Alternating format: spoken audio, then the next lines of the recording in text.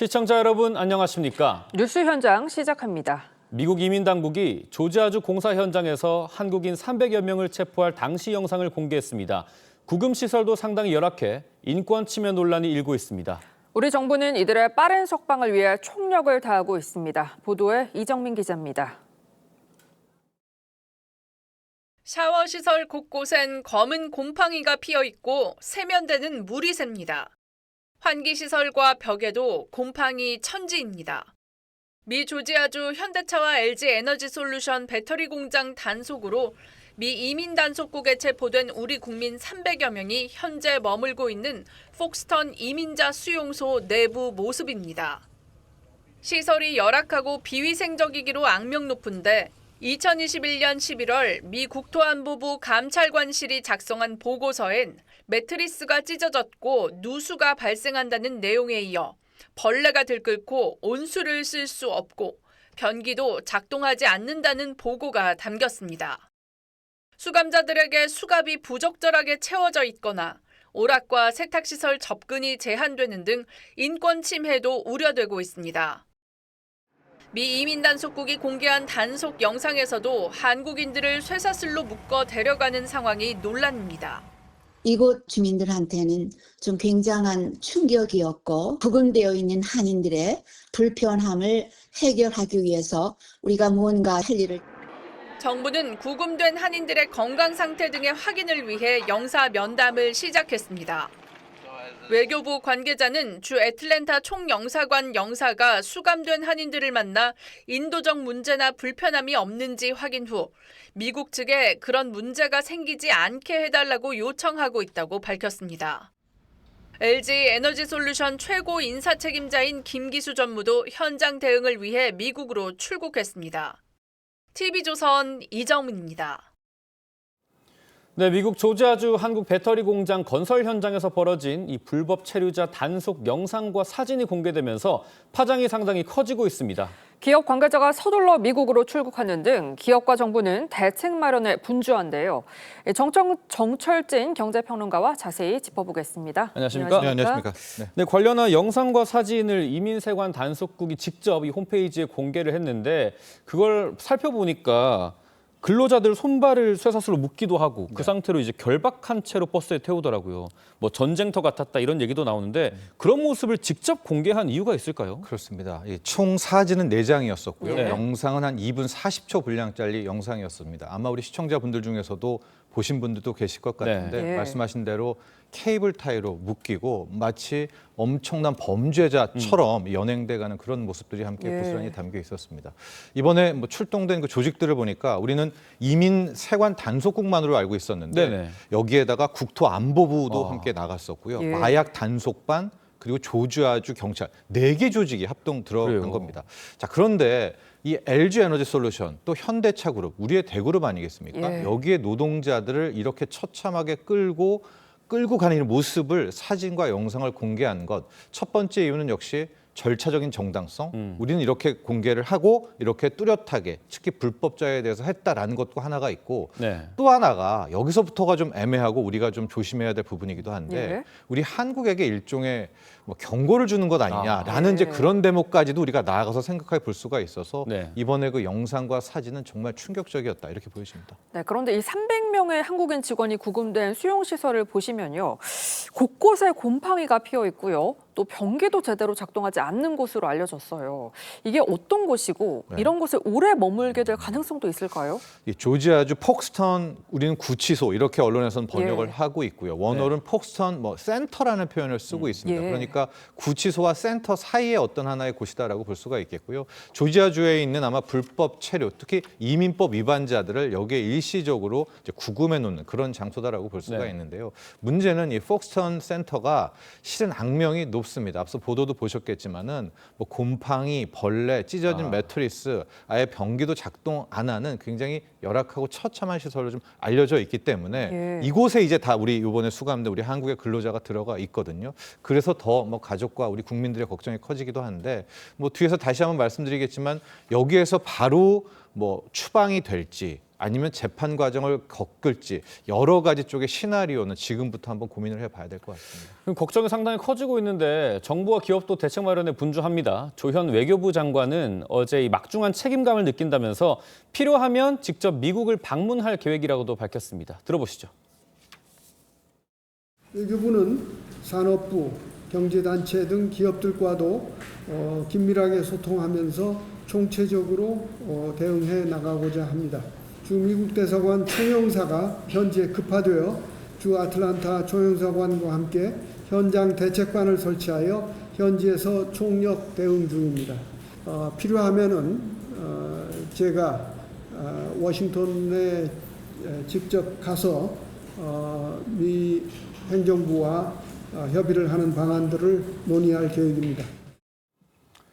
지금 LG에너지솔루션의 최고 인사 책임자 김기수 전무도 이제 미국으로 급파됐지 않았습니까? 이 직원들 조기 석방이 우선이라고 하는데 아무래도 이게 법 집행 과정에서 벌어진 일이다 보니까 기업 차원에서 할 수 있을 일이 있을지도 궁금해요. 네, 그래서 저는 이제 조현 외교장관이 지금 바로 조현 장관이 떠나야 된다 이렇게 생각을 하고 있는데요. 아마 기업 차원에서 할 수 있는 일은 워낙 큰 돈을 큰 투자를 했었기 때문에 적어도 조지아주 뭐 정치권이라든가 조지아주 쪽에서는 뭐 연이 있고 여기에서는 뭐 하소연과 여러 가지 로비 활동을 할 수 있을 것 같지만 이 차원을 놓고 보면 아까도 얘기했지만 여기에 뭐 마약 단속고 이민 뭐 다 들어왔거든요. 네. 그렇다고 본다면 이거는 행정부 차원에서의 어떤 좀 풀어야 될 숙제가 아닌가라고 해서 뭐 기업은 기업대로 노력을 하겠지만 어서 빨리 조현 외교부 장관이 좀 출발해서 도대체 왜 이런 사건, 그 이면에는 어떤 것이 있는지를 좀 파악해 봐야 된다 이렇게 보고 있습니다. 네, 근데 또 비자 발급이 워낙에 깐깐하다 보니까 무비자로 미국에서 근무를 하고 업무를 보던 그런 관행들이 있었거든요. 네. 기업 입장에서는 참 답답할 것 같아요. 그렇죠. 이게 우리가 잘못했다라고 몰아붙이면 할 말은 없지만 저는 미국도 충분히 잘못했다라고 보는 것이 관행이었단 말입니다. 예. 왜냐하면 이게 바이든 정부 내내 뭐 여러분들도 잘 아시겠지만 미국에서 일을 하려면 비자가 다른 비자를 받아야 됩니다. 뭐 H1 비자라든가 H2 혹은 뭐 L 비자, 적어도 워크 퍼밋이라는 것을 받아야 되는데 그 과정이 굉장히 지난합니다. 그래서 어떤 방식을 취하냐? 심지어 이스타 같은 뭐 아니면은 B1, B2가 관광 비자로 들어가서 그냥 일을 하거든요. 근데 이게 색다른 것도 아니라 주 정부 차원에서도 알고 있는 행태란 말입니다. 예. 근데 관행이 이렇다고 한다면 이런 급습하기 전에 사전 고지를 하고 시정을 해라라는 걸 몇 차례라도 줬으면은 솔직히 우리도 그걸 고친다든가 뭘 과정에 신청을 뒀을 텐데 이번에는 그런 관행을 상방이 다 알고 있는데 그걸 무시한 채 급습을 해서 저렇게 처참하게 연행을 끌고 갔기 때문에 이제 계속해서 우리는 뭐 우리 잘못이라면 잘못이지만 미국 쪽에서도 그간의 관행을 함께 인정을 해줬는데 왜 갑자기 뭐 얼굴을 확 바꿔서 이렇게 하는지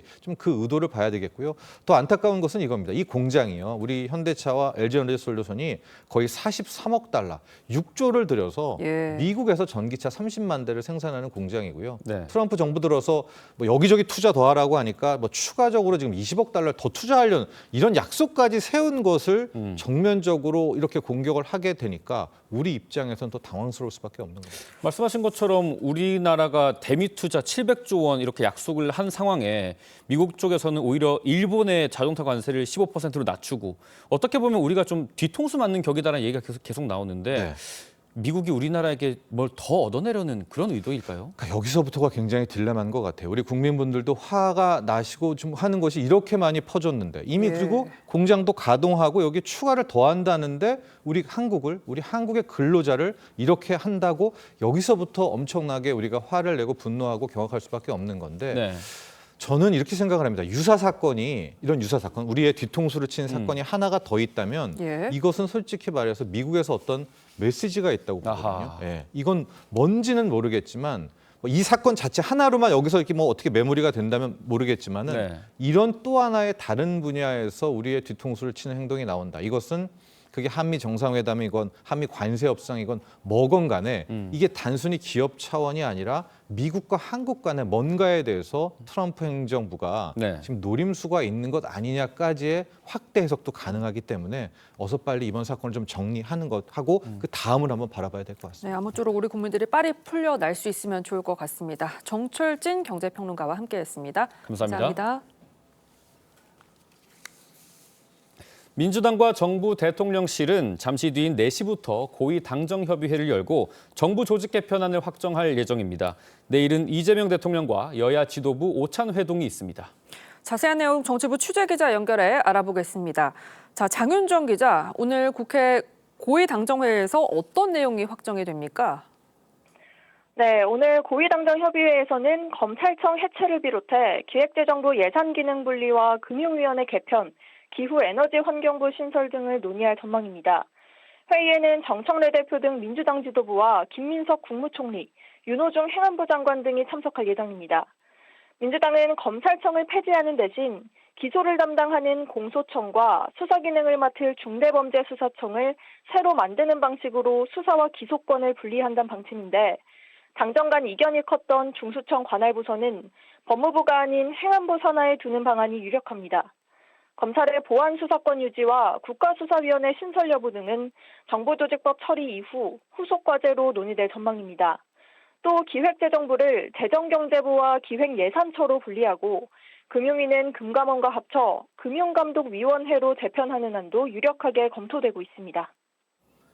네, 장윤정 기자, 내일은 이재명 대통령과 여야 대표 회동이 예정돼 있죠? 네, 그렇습니다. 이재명 대통령은 내일 용산 대통령실에서 민주당 정청래 대표, 국민의힘 장동혁 대표와 오찬 회동을 갖습니다. 특별한 의제 없이 자유로운 대화를 하겠다는 방침인데, 오찬 후에는 이 대통령과 당 대표의 단독 회동도 예정돼 있습니다. 국민의힘은 오늘 비공개 지도부 회의를 열어 의제와 대응 방안 등을 논의합니다. 여당의 일방적 국회 운영과 입법 폭주에 강하게 항의하고 이 대통령의 여야 협치의 중재자 역할을 요구할 가능성도 제기됩니다. 지금까지 국회에서 전해드렸습니다. 이재명 정부의 첫 주택 공급 대책이 오늘 오후 발표됩니다. 구윤철 부총리 겸 기획재정부 장관은 오늘 오전 한 방송 프로그램에 출연해 정부는 주택시장 안정과 주거 안정을 최대 목표로 하고 있다며 오늘 오후에 대책을 발표한다고 밝혔습니다. 구 부총리는 6.27 대책으로 주택시장이 조금 안정화된 걸로 보이지만 수요 관리만으로는 안 될 거라며 그동안 인가, 착공 여러 기준으로 공급했는데 이번엔 착공 기준으로 발표한다고 말했습니다. 전북 지역 폭우로 피해가 속출하고 있습니다. 군산에는 밤사이 시간당 152.2mm의 비가 내리면서 산사태를 우려한 일부 주민들이 긴급 대피했고 김제시 5개 읍면에선 통신이 끊겨 복구 작업이 이루어졌습니다. 전북소방본부는 상가와 주택, 도로가 침수되고 거주자가 고립되는 등 200건이 넘는 비 피해가 접수됐다고 밝혔습니다. 기상청은 오늘 밤까지 전북에 최대 120mm의 비가 더 내릴 것으로 보고 있습니다. 네, 조국혁신당의 성비위 논란이 가라앉지 않는 가운데 황현선 조국혁신당 사무총장과 최광욱 민주당 교육연수원장이 자리에서 각각 사퇴를 했고 성희롱은 범죄가 아니라던 이규원 조국혁신당 사무부총장도 사의를 표명했습니다. 내일 이재명 대통령과 여야 대표 만남이 여야 협치의 물꼬를 트게 할지 주목이 되는데요. 조기현 민주당 법률위 부위원장, 송영훈 전 국민의힘 대변인과 짚어보겠습니다. 안녕하십니까? 반갑습니다. 네, 성비위 논란을 가라앉히기 위해 안간힘을 쓰는 걸까요? 관련 인물들이 잇따라서 자리에서 물러나고 있습니다. 오늘만 해도 조국혁신당의 황현선 사무총장과 이규원 사무부총장, 그리고 민주당의 최강욱 교육연수원장 총 3명인데 어떤 의미가 있다고 보십니까?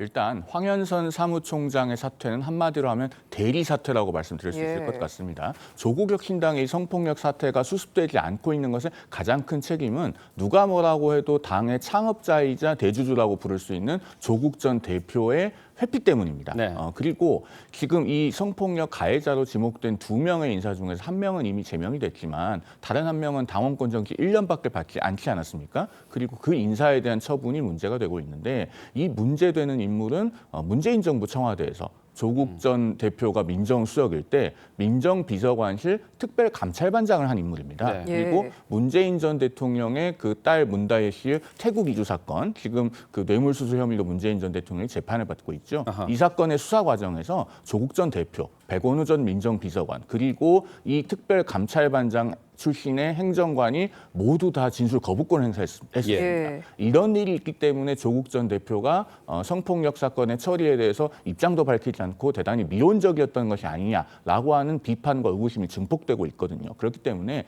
이 문제는 황현산 사무총장의 사퇴로 끝날 것이 아니라 조국 전 대표의 진솔한 사과와 정계 일선에서의 퇴진이 있어야 된다. 저는 이렇게 생각합니다. 네, 파장을 의식한 좀 뒤늦은 조치 아니냐 이런 지적이 있을 수 있을 것 같아요. 그런 비판을 피하기가 어려운 상황입니다. 이 거슬러 올라가면 이 사건이 최초 외부에 알려진 게 4월이었습니다. 예. 그 뒤에 뭐 이제 조국혁신당, 뭐 민주당 제3자 입장에서 볼 때는 절차에 의해서 징계 절차가 잘 이루어졌구나라고 생각했는데 이제 9월 4일날 강미정 전 대변인의 기자회견을 통해서 실제 피해자 보호라든가 사후 처리에 문제가 있었다는 게 확인이 됐습니다. 그러면 그 직후에 이 수습을 위해서 전면적 조치를 취했어야 되는데 조국혁신당은 오히려 또 강미정 전 대변인의 기자회견 내용에 대해서 조목조목 반박하는 방식으로 사안에 대처를 했고 그 뒤에는 오히려 이 설화에 더 휩싸여서 지금 문제를 확대시킨 겁니다. 결국에 책임자들의 사퇴로서 지금 막을 수밖에 없는 상황이 됐는데 그 정도로도 지금 사퇴 수습이 안 될 정도로 더 커지고 있는 사안이고요.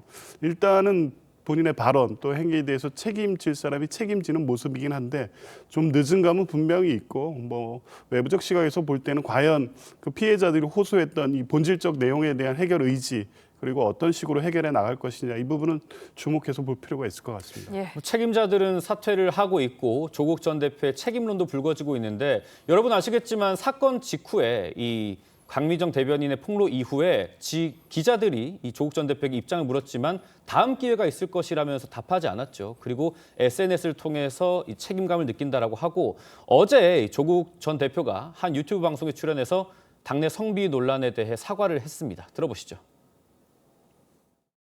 저부터 일단 참 죄송하다 이런 말씀 드리고요. 석방되고 난 뒤에 저라도 조금 빨리 이분을 만나서 소통했으면 어땠을까. 제가 만남이 있기 전에 이런 일이 터져서 참 안타깝고 처리 과정에서 미흡한 점이 없었는지 좀 살펴보고 재발 대책을 마련하는데 저도 힘을 보태도록 할 것입니다. 네, 들으신 것처럼 조국 원장은 이 성비위 사건이 났을 때 옥중에 있었지 않냐, 당무에 뭐 이래라 저래라 할 수 없는 처지였다라는 건데 이 앞서 SNS를 통해서 이번 사태에 대해서 비당원 신분이라서 할 수 있는 역할이 없었다. 이 말과 크게 다르지 않거든요. 사과 설득력 어떻게 봐야 될까요? 일단 조금 전에 저희가 영상에서 본 조국 전 대표의 코멘트를 보면 마치 피해자는 조국 전 대표로부터 개인적인 위로를 받지 못해서 그것 때문에 탈당한 사건인 것처럼 잘못 비춰질 우려가 있습니다. 사건의 본질은 그것이 아니거든요. 그러니까 조국 전 대표가 피해자를 만나서 개인적으로 위로를 했느냐 여부가 중요한 것이 아니라 사건 처리가 공정하고 온당하게 되었느냐 그것이 핵심입니다. 그 부분에 대해서 피해자는 반발을 하고 있는 것이고 당에 가장 강한 영향력을 미칠 수 있는 조국 전 대표가 왜 그런 상황을 보고만 있었느냐인데 뭔가 본질에서 벗어나고 있는 답을 하고 있는 것 같습니다. 그런데 이런 태도가 상당히 일관되죠. 조국 전 대표는 본인이 당원이 아니어서 어떻게 할 수 없다는 취지로 항변을 했었는데 사실은 당원이 아니고 감옥에 있는 동안에도 조국혁신당의 당무에 많은 영향을 미쳤다고 평가할 수 있습니다. 지난 4월 15일에는 같은 당 차규근 의원을 통해서 민주당과의 대선 연대에 대한 입장을 SNS로 밝혔습니다. 그리고 같은 달 18일에는 대선에서 민주당 후보를 적극 지지해달라고 또 SNS를 올렸습니다. 4월 15일부터 8월 14일까지 4개월 동안 조국 전 대표의 페이스북에는 옥중 서신, 옥중 기고, 그다음 옥중 서면 인터뷰 이런 것이 16차례나 올라왔습니다. 왜 성폭력 사건에 대해서는 단 한 번도 입장조차 밝힐 수 없었는가. 이것을 많은 국민들께서 의아하게 생각하실 겁니다. 페이스북에서 계속 이런 문제들이 발생하고 있는데 이번에도 관련한 논란이 있습니다. 조국 원장 어젯밤에 본인 SNS의 프로필 사진을 바꿨습니다. 살펴보시면요. 오른손을 이 귀에 대고 소리가 나는 쪽으로 바라보고 있는 사진으로 지금 보시는 것처럼 바꿨습니다. 뭐 경청을 하겠다, 앞으로 당원들의 마음을 더 살피겠다라는 해석이 나옵니다. 지금과 같은 상황에 프로필 사진을 바꾸는 것 좀 적절해 보이십니까? 글쎄요, 뭐 경청 정치인에게 중요하죠. 근데 지금 뭐 비판이 있는 지점은 경청하지 않아서의 문제는 아닌 것 같습니다. 사안을 알고 이 사안의 심각성 또 피해자들의 피해 호소와 이 절박함 등이 당내에서 계속 제기되고 있었음에도 불구하고 적절한 조치가 취해지지 않은 문제. 그러니까 경청의 문제가 아니라 책임과 행동의 문제였는데 네. 지금부터 잘 듣겠다는 얘기가 지금 상황을 어떻게 잘 수습하겠다는 어떤 메시지로는 잘 들리지 않아서요. 뭐 사과를 거듭해서 하고 있고 또 주요 당직자들이 사퇴하는 방식으로 책임을 지고 있지만 중요한 문제는 이 사안의 심각성에 대해서 정말 제대로 인식하고 계신가 이 부분에 대한 계속적 문제제기가 있다는 점을 조국 원장께서 좀 새기셨으면 좋겠습니다. 네, 이런 상황에서 조국 원장의 절친이죠. 조국혁신당 창당의 디딤돌이 됐던 장영승 대표가 탈당계를 제출을 했습니다. 조 원장을 향해서 대외 활동을 자제할 것과 또 당직자 전원 사퇴, 비대위 구성을 요구를 했습니다. 본인이 작성한 탈당 사유를 보면 당이 민주적, 혁신적이지 않고 미래가 없어 보인다는 건데 지금 뭐 가까운 주변 사람들까지도 사건 처리에 상당한 문제가 있다 이렇게 보는 것 같아요. 그렇습니다. 저 장영승이라고 하는 분은 조국혁신당이 창당되기 전에 리셋코리아 행동이라고 하는 조직을 만들어서 조국혁신당 창당에 디딤돌을 놓았던 그런 인물입니다. 예. 그런데 그런 인사마저 지금 현재 조국혁신당과 조국 전 대표가 당내 성폭력 사건에 임하는 태도에는 크게 실망을 했고 공개적으로 비판을 하고 있는 그런 상황입니다. 물론 저 장영승이라고 하는 분은 탈당계를 제출했었지만 반려가 됐고 현재도 조국혁신당 당원이다라고 밝히고 있습니다만은 본인의 페이스북에 올린 비판의 내용이 대단히 조국혁신당으로서는 뼈아플 만한 내용으로 되어 있습니다. 그리고 이런 입장을 밝히고 있는 분이 한 사람만이 아니잖아요. 그 강미정 전 대변인의 대리인 역할을 했던 강미숙 전 조국혁신당 창당준비위원장 이분도 창당준비위원장이었기 때문에 조국혁신당의 창당에 중요한 역할을 했다고 평가받는 분입니다. 그럼에도 불구하고 공개적으로 장문의 메시지를 내면서 비판했다는 점에서 조국혁신당은 이번 성폭력 사건에 대한 미온적인 대처로 인해서 고유의 지지 기반마저 상실하고 있는 것이 아닌가라고 볼 수 있는 대목이 있다고 생각됩니다. 네, 2차 가해 발언으로 논란이 된 또 한 사람이죠. 최광욱 민주당 교육연수원장이 이 민주당 윤리감찰단이 최광욱 교육연수원장을 조사하기도 했었는데 지금 이런 상황에서도 어제 최광욱 원장이 부산에서 북콘서트를 열었고요. 이 파장이 커지니까 결국 오늘 교육연수원장직에서 물러났습니다. 민주당과는 성급기가 되는 걸까요? 뭐 엄밀히 따지면 사실 민주당의 문제는 아닌 거죠. 그러니까 다만 차강욱 의원이 조국혁신당 세종시당에 가서 한 강연 과정에서 나왔던 그렇습니다. 발언이기 때문에 뭐 민주당 차원에서의 어떤 입장이라든가 메시지는 아니었긴 했지만 최강욱 원장이 교육혁신연수원장을 맡고 있었기 때문에 이게 당에도 어떤 파장이 있던 것은 분명합니다. 어쨌든 발언은 매우 부적절했고 2차 가해 논란도 발생된 상황이고 따라서 정청래 당대표 역시 즉각적으로 윤리감찰단을 통한 조사와 그에 따른 징계 절차가 개시가 됐습니다. 예. 당연히 뭐 당직을 내려놓는 것이 이 본인의 발언으로 인해서 당이 불필요한 어떤 논란과 오해를 받는 것을 해소하는 길이겠죠. 조금 늦은 감은 있습니다. 예.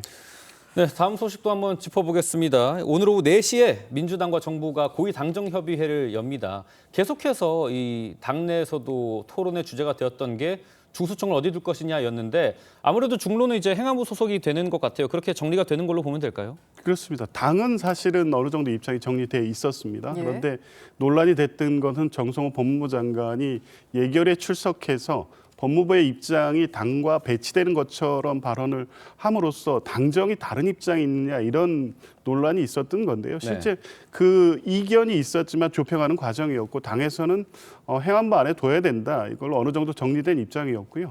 당정 간에 아마 그런 쪽으로 오늘 정리돼서 정부조직 개편 안에는 행안부 소속으로 중수청을 두는 거로 정리될 것으로 보고요. 아마 곧 그런 내용으로 발표가 있을 것 같습니다. 네, 국민의힘에서는 이 경찰 수사권을 강화하고 민주당의 우호적인 중수청을 만들고 있다면서 민주당이 헌법질서 파괴를 시도하고 있다 이렇게 주장을 하고 있습니다.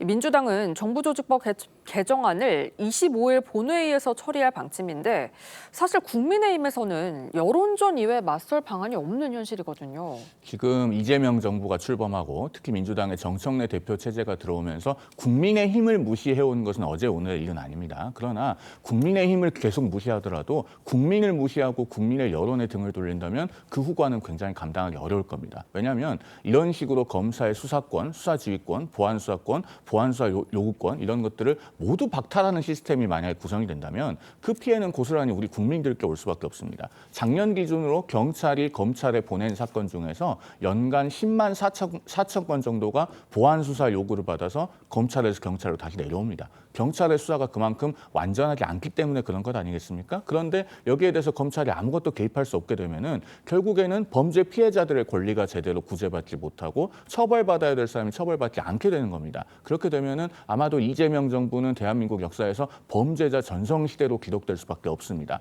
정청래 대표가 국민의힘을 무시하는 태도는 하루아침에 바뀌지 않겠지만은 지금 이재명 정부가 해야 할 역할은 이 우려에 대해서 국민의 목소리를 정확하게 듣고 올바른 시스템을 만들겠다는 자세로 돌아오는 것이다라는 말씀을 드립니다. 뭐 일부 쟁점상에 대해서는 또 유예 기간을 두기로 했으니까 그 기간 동안 어떻게 해결되는지도 좀 지켜봐야겠습니다. 그리고 이재명 대통령이 내일 이 민주당 정청래 대표, 국민의힘 장동혁 대표와 오찬 회동을 갖습니다. 이번 회동에 대한 여야 입장 들어보겠습니다. 더불어민주당은 특검법을 연장한다든지 특별재판부를 설치한다든지 야당을 단합하는 데 몰두하고 있습니다. 따라서 이런 여러 가지 문제점들에 대해서 종합적인 지적을 하지 않을 수 없을 것 같습니다. 결국은 이런 문제를 풀어내야 되는 것은 대통령이 풀어내야 된다고 생각합니다. 저희 민주당은 어떤 정쟁을 위한 도구나 장치로 삼지 않고 민생 회복, 또 사법 개혁 등 여러 가지 국민 눈높이에 맞는 개혁, 그다음 미래를 향한 성장을 위한 계기로 삼으려고 합니다. 네, 오찬 이후에 이재명 대통령과 국민의힘 장동혁 대표의 단독 회동도 예정이 돼 있습니다. 이게 흔치 않은 기회거든요. 이번 회동을 통해서 경색된 정국을 타개하고 또 여당의 일방 입법을 저지하는 그런 성과를 거둘 수 있을 거라고 보시나요?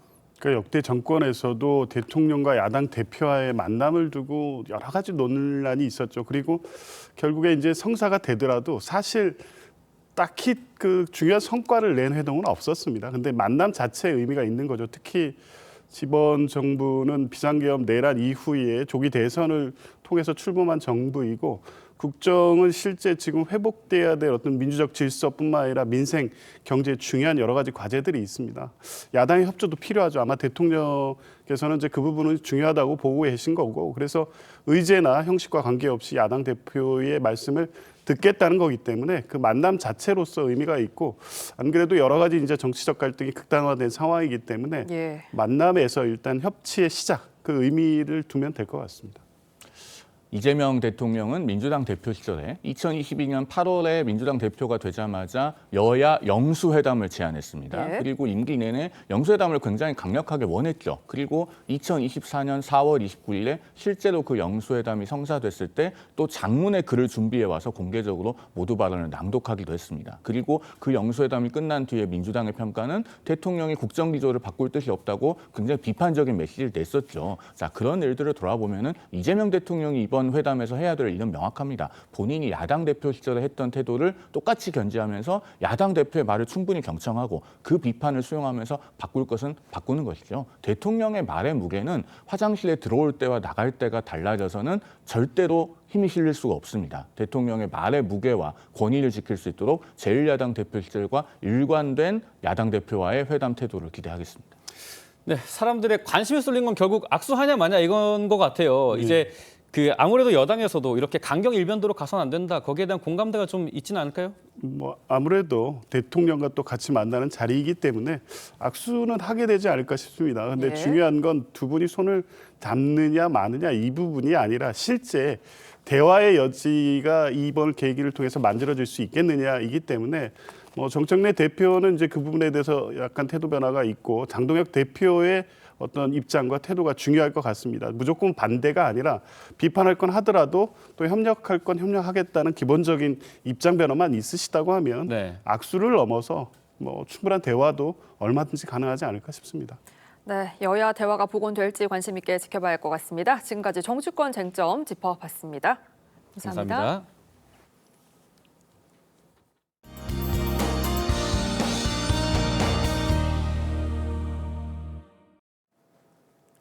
지난 밤부터 호남을 중심으로 기록적인 폭우가 쏟아지면서 곳곳에는 침수 피해가 발생했습니다.